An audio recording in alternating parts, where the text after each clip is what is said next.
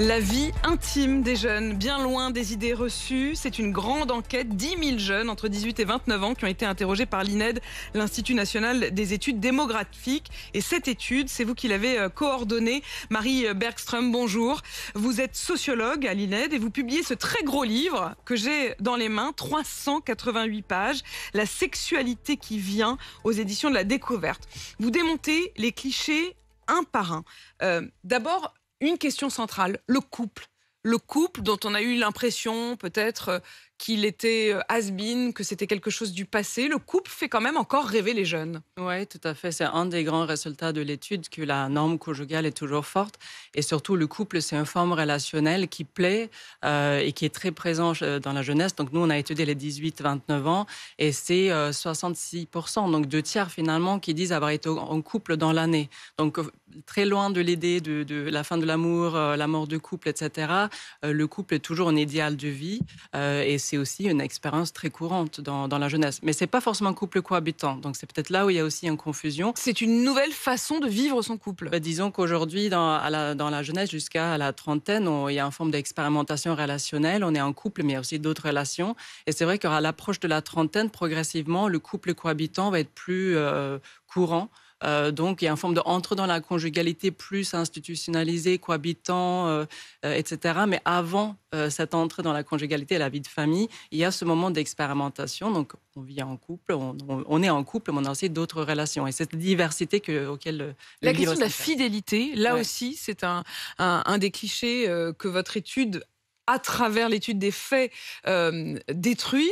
La fidélité, plus de 88%, je crois, de tous ceux que vous avez interrogés estiment que la fidélité, c'est une valeur, c'est quelque chose qu'ils tentent de vivre. Alors, on a deux résultats qui sont très intéressants. Je pense que ça montre de nouvelles manières de faire couple aujourd'hui dans la jeunesse. En fait, les jeunes en couple parlent de l'exclusivité. C'est un sujet qui est sur la table. Est-ce qu'on est exclusif? Est-ce qu'on n'est pas exclusif? Et ça montre bien qu'il y a quand même aujourd'hui des formes relationnelles où l'exclusivité n'est pas forcément une obligation. Il y a des couples libres, on a beaucoup parlé de relations polyamoureuses. Donc, premier résultat, 70% des jeunes en couple parlent de l'exclusivité, en fait un sujet de discussion. Mais c'est vrai qu'on en parle pour décider d'être exclusif plus tôt. Donc, parmi les personnes qui en ont parlé, c'est là où on a 88% des personnes en couple qui vont dire, finalement, voilà, on ne va pas aller voir ailleurs, c'est toi et moi. Autre cliché, on disait que les jeunes ne s'intéressaient plus au sexe. On a même parlé d'une génération no-sexe. C'est pas ce qui ressort de votre étude. Non, du tout. Au contraire, nous, on voit une augmentation très nette du nombre de partenaires sexuels dans cette tranche d'âge. Donc, il faut savoir qu'en 2006, on était à 4 partenaires en moyenne chez les femmes au cours de la vie. Aujourd'hui, c'est passé à 8. Ça a doublé. Chez les hommes, on passe de 8 à 12. Donc, les hommes déclarent plus de partenaires. L'augmentation est là, mais c'est vraiment chez les femmes qu'on voit cette très forte augmentation. Plus. Voilà, donc... Je m'arrête juste un instant sur ce mot, parce qu'on a souvent dit que les hommes déclaraient davantage qu'ils n'avaient véritablement vécu. Est-ce que vous avez senti ce petit flottement ?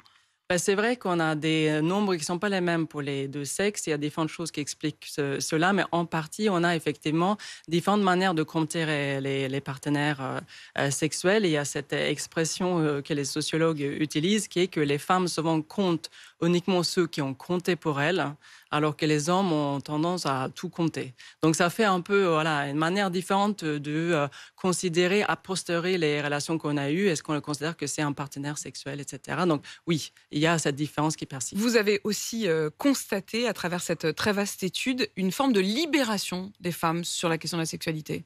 Disons, en tout cas, en 20 ans, on a une vraie évolution où... il y a toujours un double standard des sexes. Les femmes et les hommes entrent dans la sexualité et la vie intime dans des termes différents, mais quand même, il y a des choses qui ont bougé. Et aujourd'hui, c'est beaucoup plus possible que par le passé, notamment à cet âge-là, d'expérimenter sexuellement, d'avoir différentes formes de relations, d'avoir de la sexualité sans lendemain, sans que ça soit forcément stigmatisé. Ça peut toujours être stigmatisé. Les stigmates de la fille facile, etc., n'ont pas disparu. Donc, il y a toujours une inégalité de genre de ce point de vue-là. Mais quand même, on voit que les choses bougent. Et aujourd'hui, je disais, la vingtaine est une période d'expérimentation, mais les filles aussi, aujourd'hui, on s'entend, elles veulent aussi expérimenter, profiter de la jeunesse avant de se mettre en couple. Et à quel âge on entre dans la vie sexuelle? L'âge de la première expérience sexuelle a évolué et pas tout à fait dans le sens qui était le sien jusqu'à présent. Racontez-nous. Oui, c'est ça. On voit effectivement une augmentation récente de l'âge médian au premier rapport sexuel. Et ça, c'est une évolution qu'on voyait dans plusieurs pays dans le monde occidental. Donc voilà, là, on le voit aussi pour la France, c'est-à-dire que, disons, les générations nées dans les années 97 et au-dessus vont avoir un âge qui vont monter Donc leur première relation sexuelle est plus tardive que la génération précédente. Juste au-dessus, exactement. Et ensuite, on a aussi un effet très net de Covid. On a vraiment la petite cohorte qui a eu 18 ans en 2020 n'est pas entrée dans la sexualité. Ceux qui ont 18 ans aujourd'hui ne sont pas vraiment entrés dans la sexualité. Si, tout à fait. Là, c'est vraiment l'effet Covid a eu un effet conjoncturel. En 2020, les premiers rapports qui auraient dû se produire, entre guillemets, si on était dans ces situations précisément, chacun était chez soi. Voilà, et donc ça a été reporté. Donc c'est pas du tout une génération qui n'est pas entrée dans la sexualité, mais il y a eu un petit report. Donc il y a eu un peu une parenthèse Covid, où évidemment, beaucoup de choses se sont mises en arrêt, y compris l'entrée dans la sexualité. Et ils ont été obligés de décaler. Un mot aussi sur la question de hétérosexualité, polysexualité, homosexualité. Où est-ce qu'on en est de ce point de vue-là, aujourd'hui, chez les jeunes? Voilà, autre résultat fort de ce livre qu'on sort, il y a une augmentation très forte de personnes qui se disent autre chose qu'hétérosexuelles. C'est notamment le cas chez les femmes. Il faut savoir, donc encore en 2006, on avait moins de 3% des jeunes qui se disaient soit homosexuels, bisexuels. Aujourd'hui, c'est 19% des femmes et 8% des hommes qui se disent donc autre chose. Et aussi, elle a l'identification pansexuelle qui s'est beaucoup diffusée. Ça veut dire quoi, pansexuel? Alors, pansexuel, ça ressemble à la bisexualité. Il y a un désir, une attirance qui n'est pas orientée uniquement vers l'un sexe ou envers un autre. Mais la pansexualité, c'est plus généralement un désir qui n'est pas forcément genré. On peut aussi être attiré vers des personnes non binaires ou plus généralement, on ne voit pas le genre. On entend votre léger accent, il est très léger, mais je le précise, vous venez de Suède. Et ça m'intéresse aussi de savoir que quand vous êtes arrivé en France pour faire vos études, c'est aussi d'observer le comportement, y compris la question de la drague, chez les jeunes, qui vous a donné envie de vous intéresser à cela. Ça veut dire que vous avez vu qu'il y avait une forme de spécificité des relations entre jeunes en France par rapport à la Suède, par exemple? Oui, mais la sexualité, c'est vraiment un domaine, on pourrait penser que de la biologie, en fait. Et finalement, si c'est de la biologie, tous les pays devraient se ressembler. Ce n'est pas du tout le cas. On a des spécificités nationales fortes.